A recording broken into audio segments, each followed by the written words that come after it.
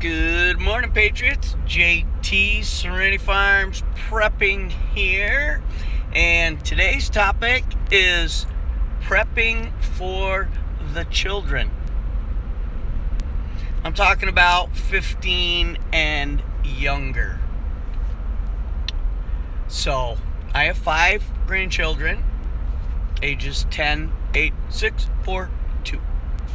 A couple other people in my group also have younger children. They'll be coming along when everyone comes to the compound. Children may or may not handle this better than some adults. Adults will be busy working all day at different various chores. Adults should be disciplined enough that if they have to eat the same food for 5 meals, 2-3 days in a row, they can do it. Children are not like that. There are proven cases of children starving to death because they cannot eat the same food meal after meal after meal. And they refuse. So, you have got to include variation in your meal preps, which I hope you're doing anyway. But stock up on instant puddings, jellos, hard candy, stuff that will store a long time, Pop-Tarts. Now, you can also make some treats. If you have even the Walmart cheapo $30 dehydrator, you can take fruits such as strawberries, blueberries, and raspberries, and you can puree them, or a blender, just get them quite liquidy. And then you can lay down the paper on the fruit tray that actually comes with that Walmart dehydrator. You'll spread it all out to make, looks like a pizza. And after it dries, you cut it into strips, and in essence, you can make the kids fruit roll-ups. Natural fruit roll-ups. Now, it's also advisable as a prepper that you have fruit trees as part of your plan. I have 4 apple trees, 1 pear tree, and 1 peach tree, multiple black and red raspberry bushes, and some blueberry bushes. I will be adding some small citrus trees such as lemon and lime and oranges that I can keep in my greenhouse. They don't get huge and they need heat, and a little banana tree. I'm going to give that a shot. All of those can be dehydrated, but if the kids have something to munch on that's sweet and tasty and crunchy, it will help. So after kids' dietary needs, we have education. My daughter homeschools my 5 grandchildren. And everything that she gets to teach them online, she sends to me. I download it and make hard copies. We also have books. Plenty of children's books. The Tuttle Twins are very good. The Rush Revere series is very good. Obviously, we want children's books that focus on conservative values, morals, and ethics, and include God as a main part of their education.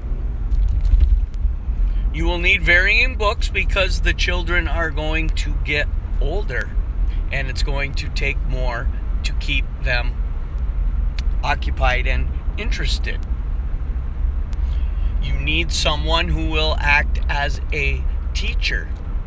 It is going to go back to the days where everyone, regardless of their age, was taught in the same one-room schoolhouse.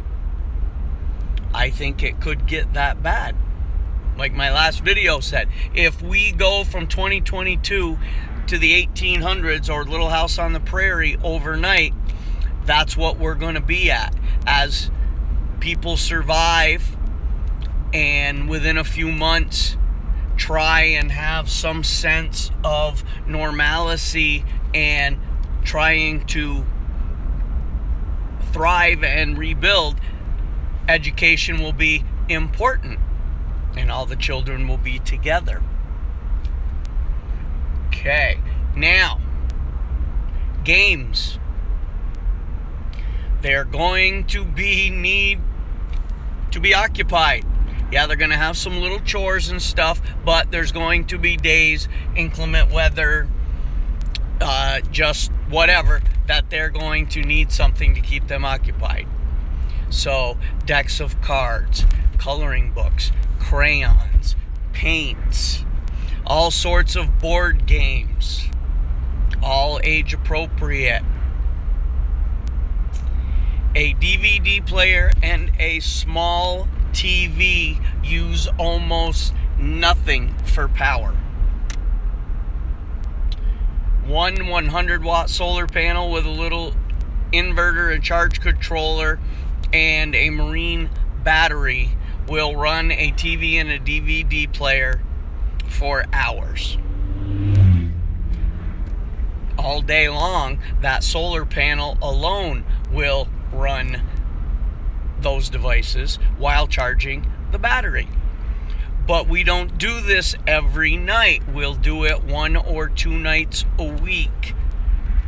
The kids will look forward to those nights, and chores, responsibilities, duties, homework, everything will be focused towards that reward at the end of the week.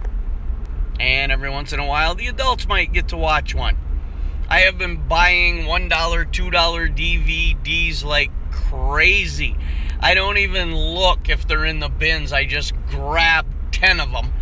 And then I'll go out to the car, and if any of them are the crap, no Disney or any of the stupid ones that just don't, the movie isn't about what our beliefs are, then I'll either bring it back and trade in for another one, or I'll get rid of it for $1 or $2. So now, if the kids are going to help with chores, there likely should be some age-appropriate tools as well.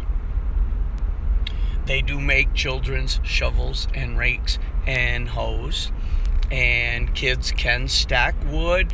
You should have wagons so that the children can pull a wagon, either with weeds or vegetables or a little bit of wood, anything. They will want to be involved. It's just a fine line where don't overwork them, where they think that that is what their whole existence is about. They're going to be extremely fragile and delicate, and they are not going to be able to grasp what has happened. They were born in a time of this cell phone I'm recording with, an iPad, the thing you put on your arms there, the iPod, computers, everything is technological. So it's going to be some culture shock for them. Oh, and kids bicycles. Make sure if they've got bicycles, get them up there. Buy a couple spare tubes, couple spare tires. Have those ready. It will give the kids something to do. But they will always need to be under some sort of supervision, unless you're living in a compound with 20-foot walls and guard towers. And most of us don't have that. So there's just a few little tips of things I'm doing to prepare for my grandkids and any other children that are going to be coming to the compound. I'd like to hear if you guys have something that you're doing that I didn't mention. That doesn't mean I'm not doing it. I never list everything I'm doing. I can't remember it all. But it'll be good for someone else and give them ideas and vice versa. So, like, share, subscribe, comment, hit that notification bell. But for now, JT, signing off.